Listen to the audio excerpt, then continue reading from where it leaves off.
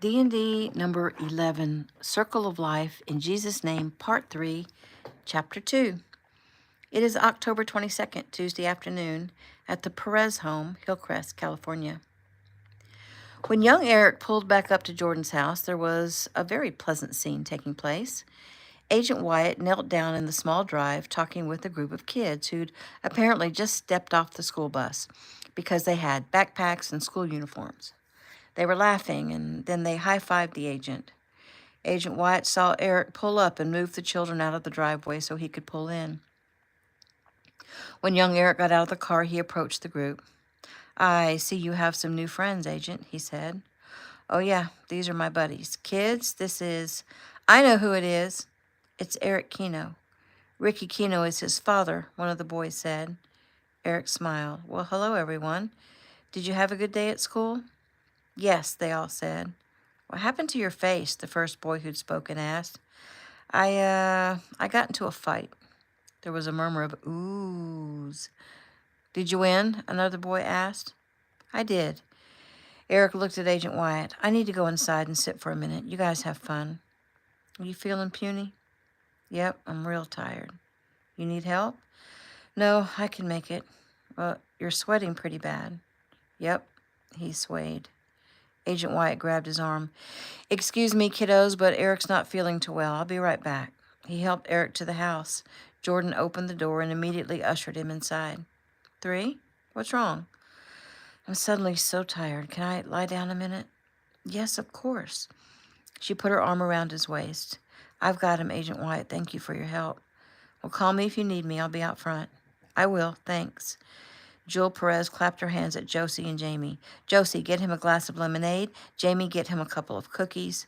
Jordan led Eric down the hall to her and Josie's bedroom. She sat him on the side of her bed. "Do I need to call Jeffy?" "I don't think so. I'm just suddenly so tired. I need to close my eyes." "Mom says for him to drink this," Josie said as she handed him the glass with pictures of lemons on it. He smiled and took the glass and drank. "And she said for you to eat this," Jamie said as he handed him one of the cookies. Eric nodded. "You don't have to talk me into eating your mom's cookies," he said as he took a bite. He finished one cookie and drank the lemonade. "Okay, now, lie down," Jordan ordered as she took the glass from him. Sighing, he did as he was told. Jordan went to the end of the bed and took his shoes off. "Josie, go get me the throw from off the sofa." She obeyed immediately, and Jordan gently pulled it over him, then knelt down by the twin bed and brushed her hand through his thick, dark hair. "How's that? You feeling any better?" "Yes, I don't know what happened. I drove up, got out of the car, and suddenly felt like I wanted to just lie down on the driveway." "Well, Mom thinks your blood sugar might be low." "I didn't eat much breakfast, so maybe, but I just want to close my eyes for a few minutes, okay?" "Yes, of course. We'll let you rest." She kissed his forehead. "That won't do," he complained. She laughed softly and kissed his lips. He closed his eyes. She rose and ushered her siblings out of the room. He opened his eyes. "Hey, Dad will be here any minute, and he has 2 homeless kids with him. Can you take care of them until I get up?" "I just need about 15 minutes." Jordan smiled. "Don't worry. We'll take care of your dad and the kids. It sounds like an interesting story." He sighed. "It is." He turned onto his side, snuggled his head against Jordan's pillow, and fell immediately to sleep. "How is he?" Jewel asked as Jordan came back into the kitchen. "He's resting. Thanks, Mom. Mr. Keno will be here any minute, and 3 says he has 2 homeless kids with him." "Oh, well, okay, no problem.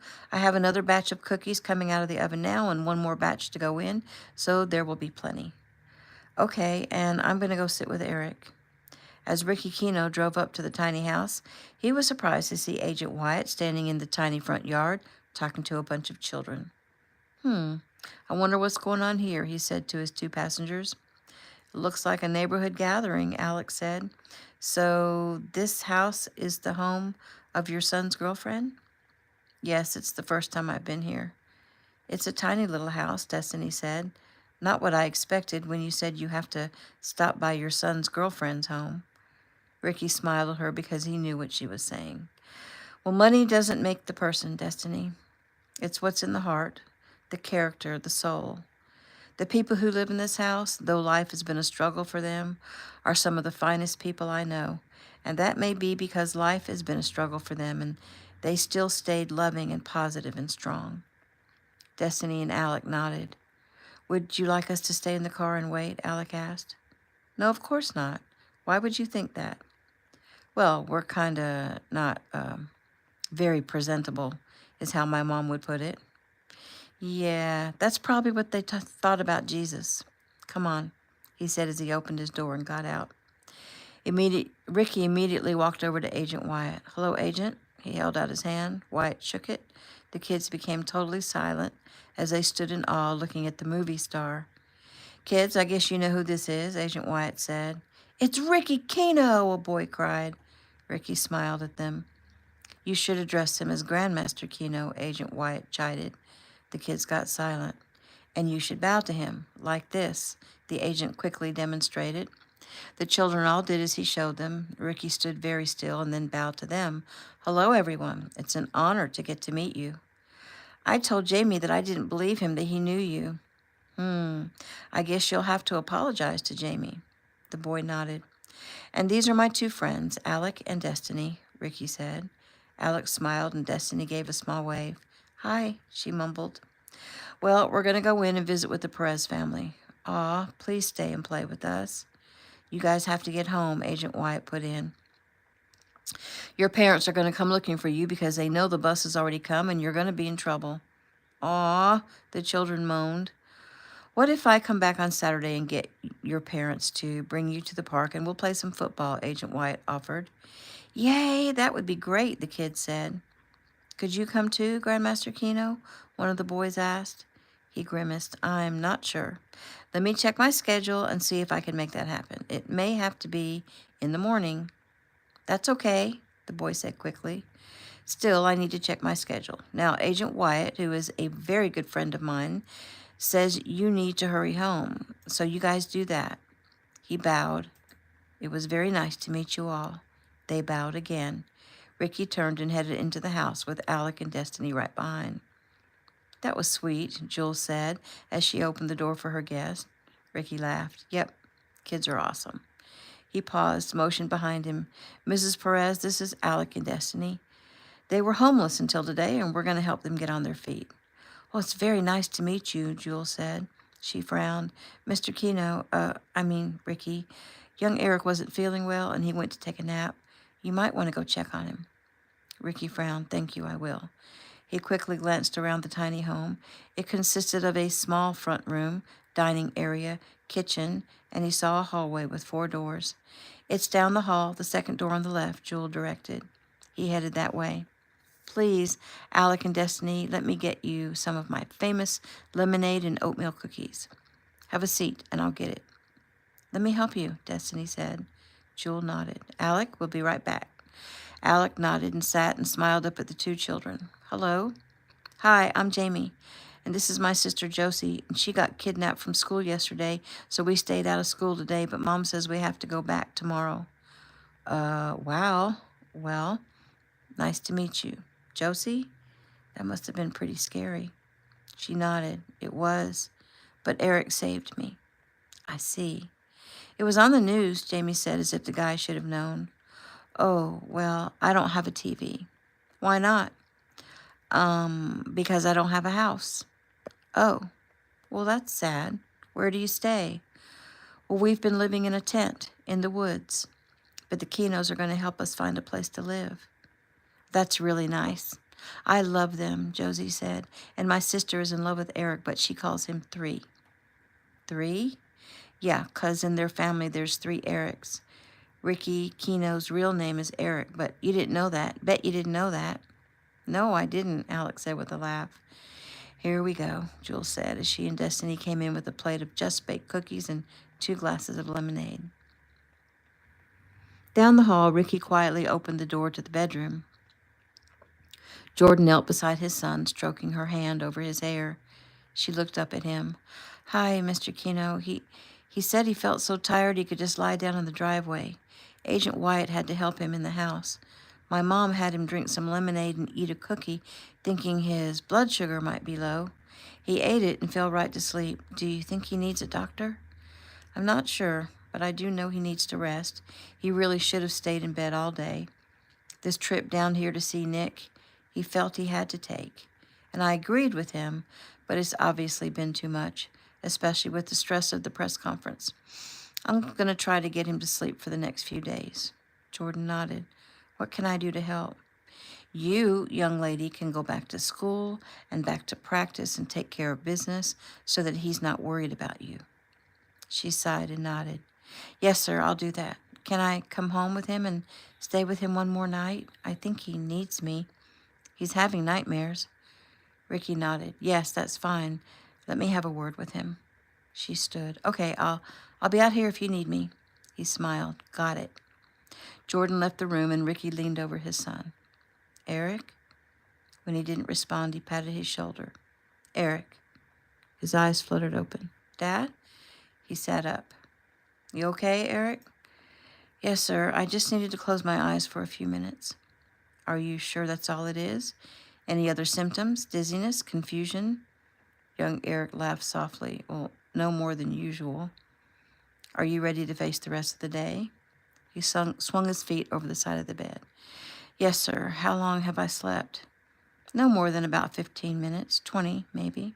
He nodded. That's all I needed. I feel much better. Okay, well, go to the bathroom and splash some water on your face and come on out. Yes, sir.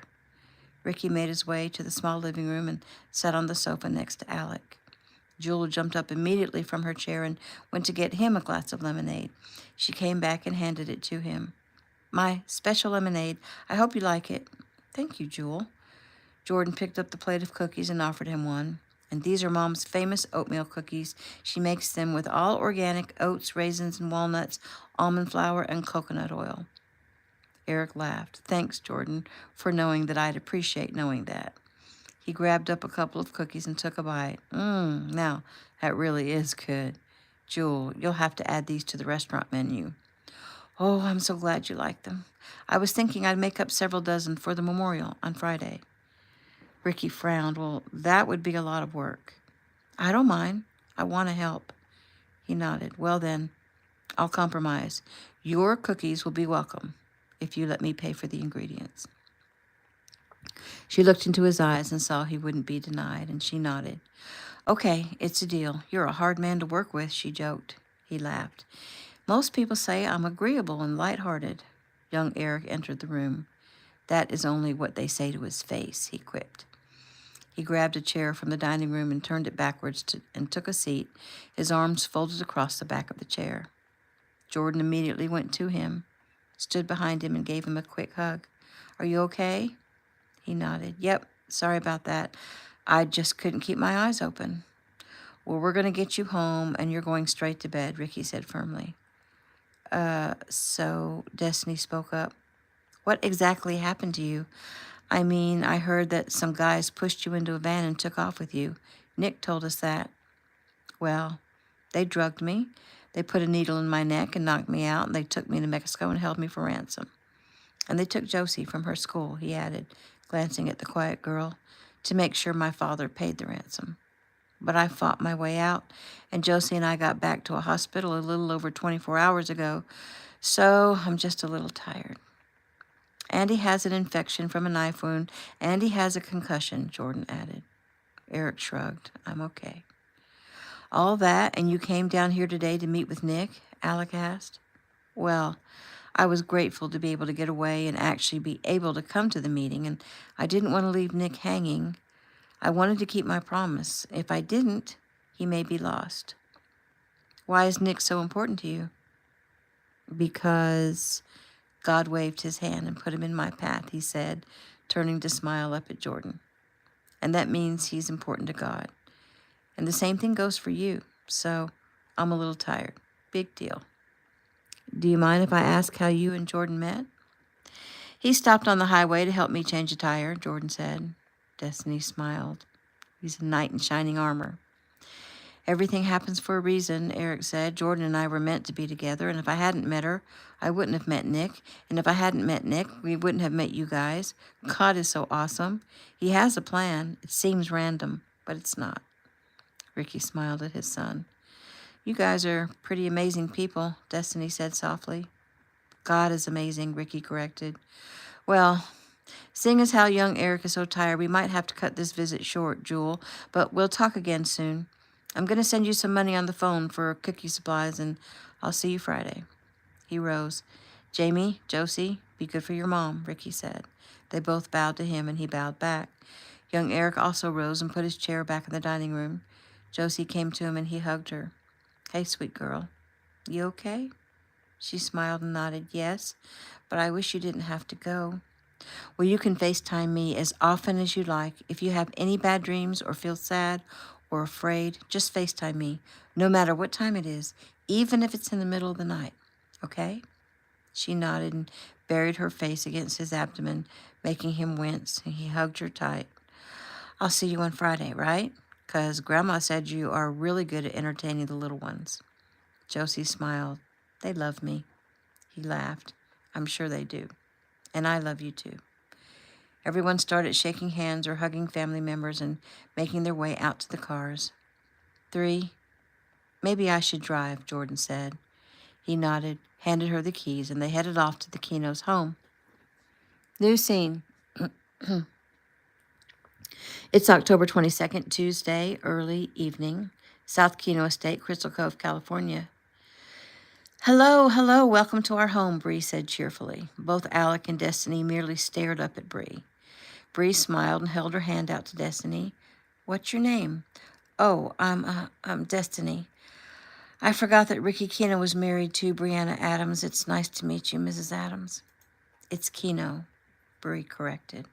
Oh, sorry, Mrs. Keno. Wow, you are so beautiful. She smiled. Thanks. And so are you.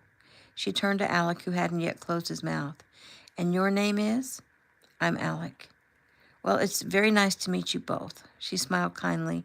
I know things have been difficult for you, but everything is about to change, so don't you worry about a thing. Not anymore. Now, I imagine you'd both like to take a shower and put on some clean clothes. We have our clothes, but they haven't been washed in a very long time, Destiny said. Well then, no worries. I'll take care of that. Until your own clothes are clean, I think we can rustle up something for both of you to wear. Come on, follow me upstairs and we'll get you settled. They looked at each other, eyebrows raised, and followed the Oscar-winning movie star up through the house and up the stairs.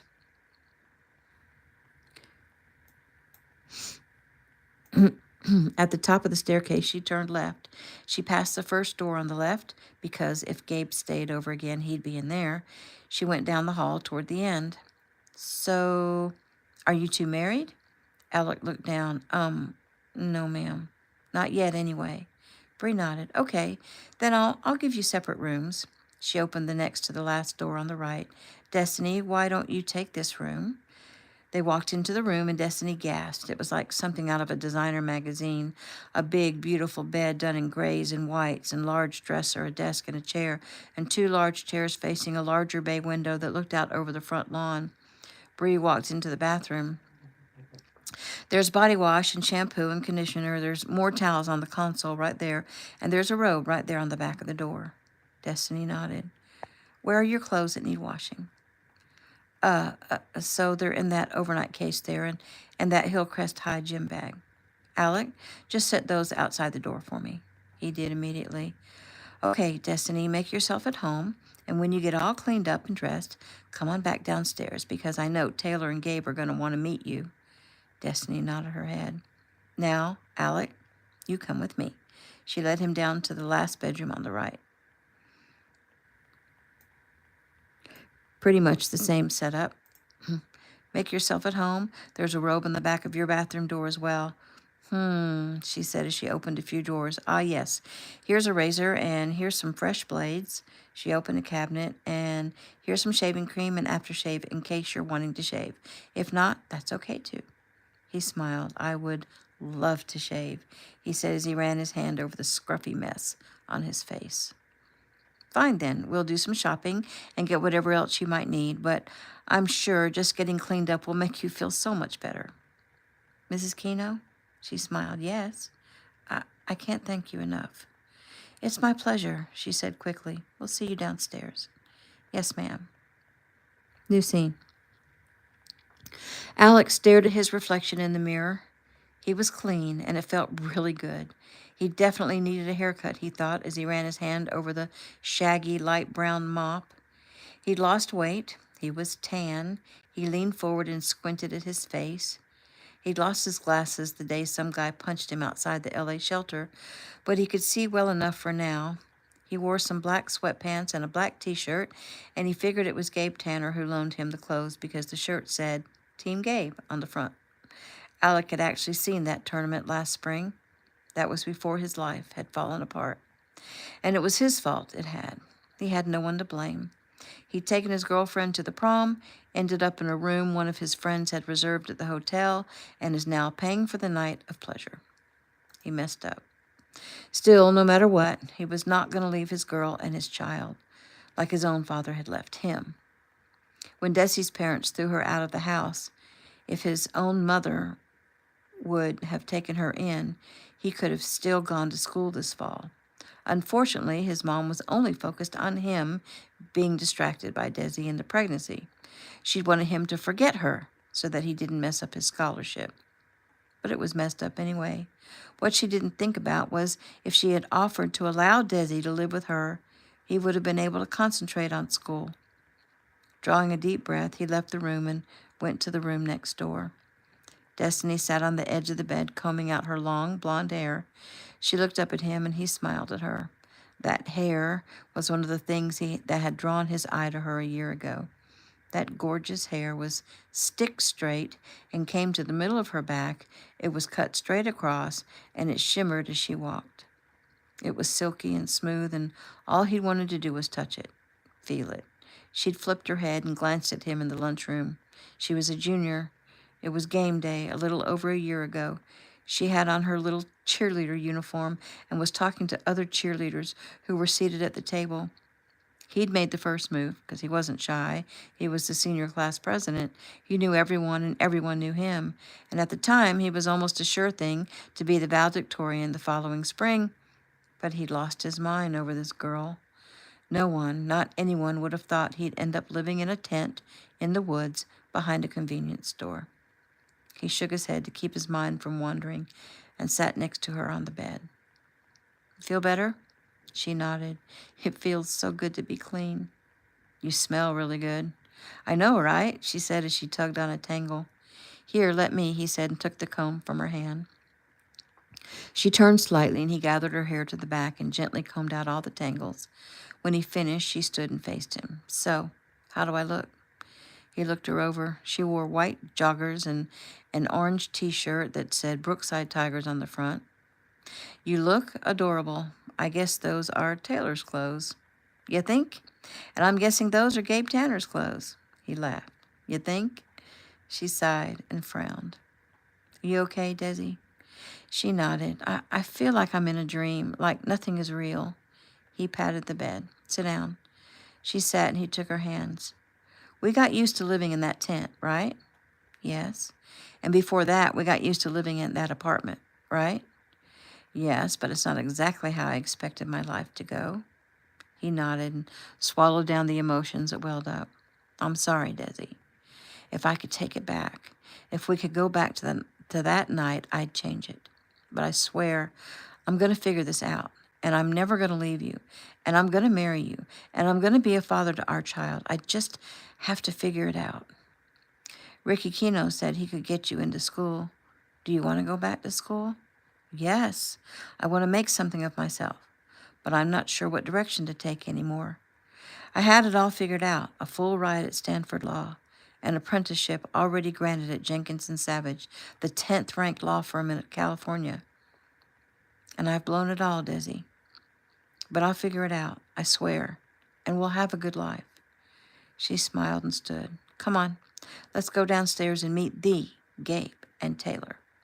He smiled. Don't go making gaga eyes at him. She laughed. Are you jealous? Not yet. She gasped and put her hands to her abdomen, then smiled. The baby's excited too, she giggled. He put his hand on her belly and looked into her eyes and smiled at the small nudging against his palm. So cool, he said. Destiny and Alec headed down the stairs to meet Gabe and Taylor, but pulled up short near the bottom. In front of them was a large breakfast bar island, and on the other side of that, in the middle of a giant kitchen, were two movie stars standing face to face. She had her arms up around his neck, and he had his arms around her waist, and she was smiling up at him, and he was saying something, but they couldn't hear what that was. The two turned their faces and looked at them, then dropped their arms to their sides. "Hello," Ricky Kino said. "Hi," Alec returned. Destiny smiled. "You feel better?" Brianna Adams asked. "Yes, so much better," Destiny said. "Gabe and Taylor are in the den," Ricky said, pointing behind him. "They're waiting to meet you." "Well, go on into the den. Dinner will be ready in about 30 minutes, Bree said.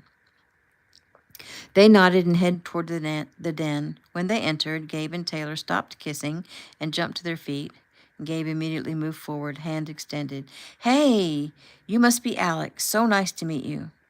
Alec shook hands, trying hard not to stare. He was not one to be starstruck, but this guy, who was the same age as Alec, had like a bright light glowing around his whole body. It was so surreal. He was a little taller and a little larger than Alec. His smile was bright, his eyes shining. "Wow, I can't believe I'm meeting you," Alec said softly. Gabe shook his head. "Nothing special about me. I'm just a normal guy."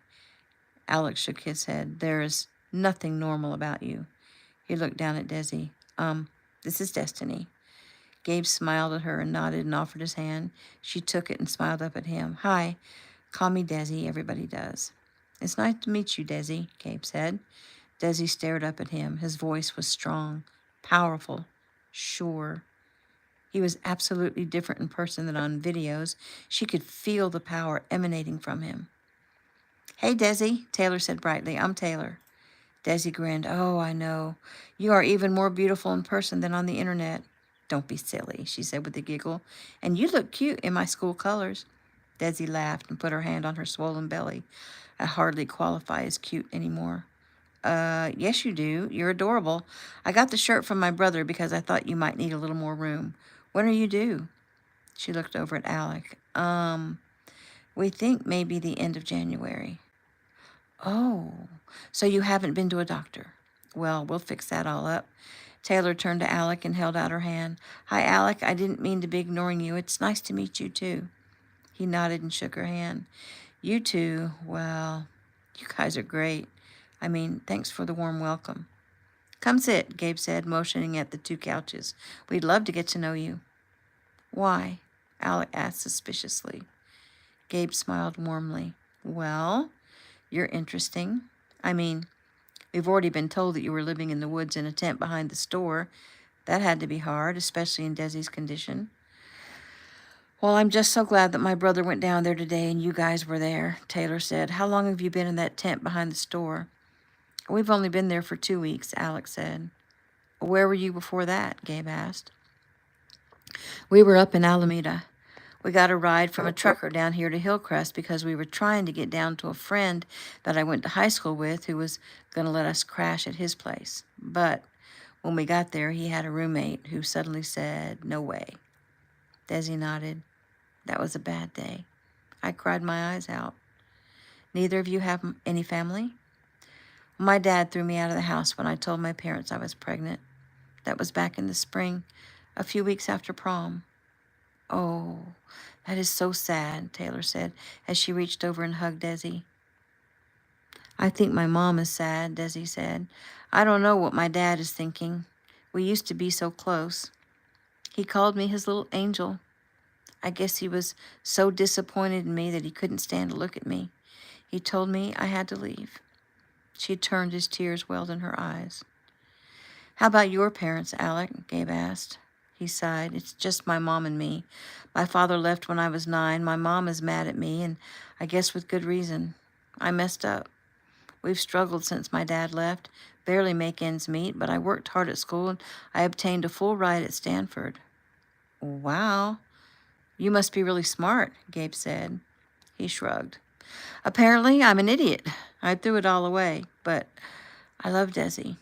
My mom wanted me to leave her, forget about her and the baby, and turn my back and go to college. But I couldn't leave her. I couldn't turn my back on her like my father turned his back on me, and Desi had nowhere to go. She has 2 aunts who turned her away. A couple of her friends' parents let her move in for a few weeks, but then they said she couldn't stay.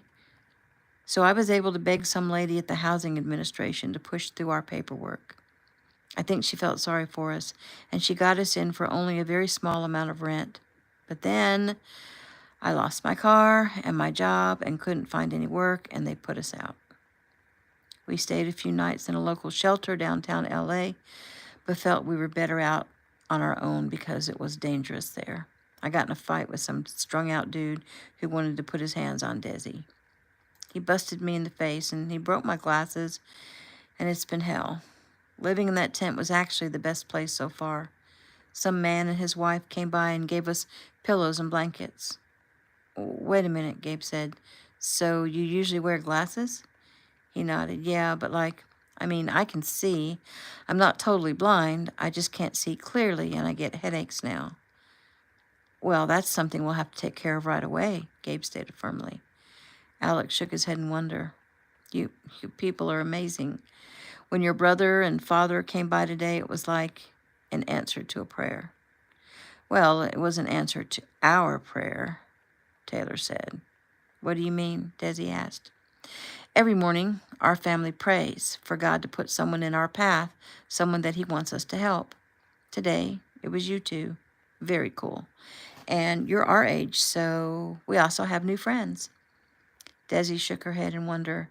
So, do you think we'll be able to find a place to live and Alec could actually get into school? Oh, absolutely, Gabe said. From here on out, life will be a blessing. Oh, you'll still have to work hard, but I guarantee you'll never be homeless again. Not ever. You'll get into school, Alec, and you'll see a doctor, Desi, and if you want to finish high school, we'll make sure of it. We? Well, Ricky Keno will make sure of it. But if he didn't, I would. If you know about me, then you know I have my own foundation that helps young kids just like you. You guys, God loves you, and he's felt your pain, and he wants us to help you. You will not fall through the cracks. From here on out, you're good. Don't forget to tell God how grateful you are. Desi sniffed. I will. Are you a Christian? Taylor asked. Desi nodded. Well, my family goes to church every Sunday. We say we're Christians, but that didn't keep me from getting pregnant, did it? So I guess I'm not a very good Christian. Well, we all make mistakes, Gabe said. No one is perfect. Thank you for that, Alex said. You don't have to thank us, Taylor said. It's the truth. Life is hard, and I understand, young love, 'cause I'm so in love with Gabe. She stopped and smiled at him, and he smiled at her. I mean, there have been times when we've come so close to being in the same predicament you're in. Gabe's brow furrowed. Gabe? His head jerked around at the sound of Ricky Keno's voice. He was standing at the entrance to the den, and Gabe's eyes opened wide, and he shook his head. How close are we talking? Ricky asked firmly. Gabe swallowed. I don't know why she said that. Not close at all, sir. I swear, I've only kissed her. Oh, Daddy, don't be so scary. I'm just talking about how Jesus said if you think about it or imagine doing it, then it's like you've done it, and I've imagined it a bunch of times. Ricky's lips pressed together to keep himself from smiling.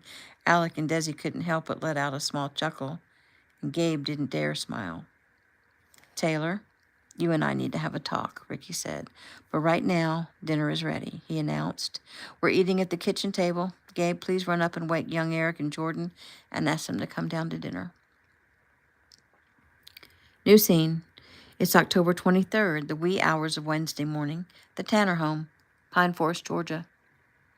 Violet woke when she heard her phone buzz briefly. She turned toward her night table and reached to grab up her phone. Tell him yes, you're awake and that Rose is now also awake, Rose grumbled. Sorry, Rosie, Vi said. I think I'm going to move into Heather's old room. Oh, now there's no need for that. Besides, that will hurt my feelings. Well, I wouldn't want to do that, Rose mumbled. We'll talk later. Answer your man. Violet smiled as she read the message. Hey, Violet, are you awake? She wrote back, yes, and Rose says to tell you that now she is too. Sorry, I just got back from the case in Alabama, and I haven't seen you in almost 2 weeks, and I really need to see you. Where are you? I'm just outside the gate. I'm on my way. Hurry. Grinning, Violet jumped out of bed, pulled off her nightshirt, and pulled on her jeans. Grabbing her bra and a t-shirt, she rushed into the bathroom, brushed her teeth and hair, and finished dressing. She looked in the mirror to see if she was presentable. 23-year-old Violet and Rose were identical twins, but in Violet's mind they were completely different. Their personalities certainly were. Violet was a little shy, where Rose was brazen. Violet was more of a peacemaker, and Rose was, well, definitely the opposite. They both had blue eyes and blonde hair, but Rose's hair was kept to about shoulder length, and it was sleek and straight. No nonsense. Vi's hair was very long, down to the middle of her back, and wavy. They both were of medium height, and both were athletic and fit, though Rose was probably a little more muscular than Violet. Violet pinched her cheeks to give them some color, nodded and went back into the bedroom, quietly grabbed her shoes, and tiptoed out her bedroom door and down the stairs. It was 3 a.m, and no one should be awake, but she peeked around the corner toward her father's office, just in case he was up taking care of some emergency. It seemed the coast was clear. She quickly stole out the front door, sat on the porch steps, put her shoes on, and took off running down the long drive. Keegan Tanner rolled over and picked up his phone at the sound of the ding. Someone had opened the front door. He sighed and sent a text. Agent Blackman, what are your intentions? Sorry, sir. I just needed to see her. I've been gone so long. I just want to speak to her for about 15 minutes. Make sure you bring her back to the house yourself and see her in the front door. Copy that, sir. Do you see her yet? Yes, sir, I see her coming down the drive. I'm opening the gate. Make sure it's closed after you leave. Will do. And BTW, good job and welcome home. Thank you, sir. Keegan quietly placed his phone back on the night table, then rolled over to peer at his sleeping wife. She'd had a bad night. Because of young Eric's kidnapping, she was unusually worried about Gabe. She started having contractions, and then Iris could sense her mother's worried state and started acting out. Thank goodness for Lily, who'd always had a calming effect on Iris. The only other person better with Iris than Lily was Gabe. He was in big demand around here, and Keegan wasn't sure how he was going to be able to handle having his son gone for at least the next 4 years while he was training at Ameritech and going to school at USC. The whole family seemed to be in mourning over the young man. Keegan suddenly wished he could turn back time and do Gabe's life here all over again. His children grow up so quickly, and time goes by in the blink of an eye. He sighed. Lizzie turned over and opened her eyes. What's wrong? Nothing, honey. Go back to sleep. She smiled. Thank you, Keegan. For what? For taking such good care of me and the children. I know I was a handful last night. He chuckled. Just last night? She smiled. Very funny. He rolled over onto his side and pulled her back up close to him and placed his hand on her belly. I wouldn't have it any other way. I miss Gabe so much, she said. I know, sweetheart. I miss him too. He's such a bright light, you know? I know, but he has to share that light with the world. She sighed. He's not even going to know these new babies, and Iris is going to forget all about him. Oh, come on now, that's not true. He's going to come home and visit as often as possible. Right now, let's just be grateful that he's in the arms of the Kinos out there in California. They love him, and they'll take good care of him. I know they will, and he really wanted to be out there with Taylor, so I guess he's happy. And a man shall leave his father and his mother and cleave unto his wife, Keegan quoted. Don't say that. Not yet. He's still just a boy, and they're not married. Keegan laughed softly. I'm thinking he'll always be just a little boy to you. She sniffed as the tears came again. Oh, now, Elizabeth, Keegan said. You have another son and daughter who are going to need you, and you'll see Gabe in December for Christmas. Huh. What if he doesn't want to leave Taylor's during the holidays? Keegan frowned. Well, he promised you he'd be home for Christmas. Gabe will keep his word. She sniffed and nodded. I don't know why I'm so weepy lately. He smiled. Well, I do. Well, aren't you just so smart? But really, Keegan, first, I won't be able to see Gabe fight in the mini-mart again, and then I'll only see him for a few days at Christmas before he has to go back and start school and jet training. Well, first, I won't be able to see him fight either. Why? Because I'm not leaving you. I mean, you could go into labor any time. She nodded. I was worried about that, but I wasn't going to ask you to miss Gabe fighting. Elizabeth, you giving birth is a lot more important than a martial arts tournament. We're talking about two of God's beautiful spirits being entrusted to our care. I will be by your side. Thank you, honey. He kissed her neck. You're welcome. And I've been thinking about something else. What? Well, I don't want you to get your hopes up because they may not want to come, but I was wondering what you would think about inviting the Kinos here for either a big country Christmas or possibly a big country Thanksgiving. Lizzie gasped and turned toward her husband. Seriously? I mean, really? Oh, Keegan, that would be so awesome. Oh, my goodness. Oh, could we? Could we make that happen? How much fun would that be? He chuckled. It would be lots of fun. But like I said, don't get your hopes up.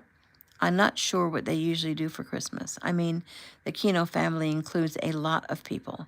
And Jeffy is about to give birth at the end of November, and there are 5 new little Kinos. So it's a big ask.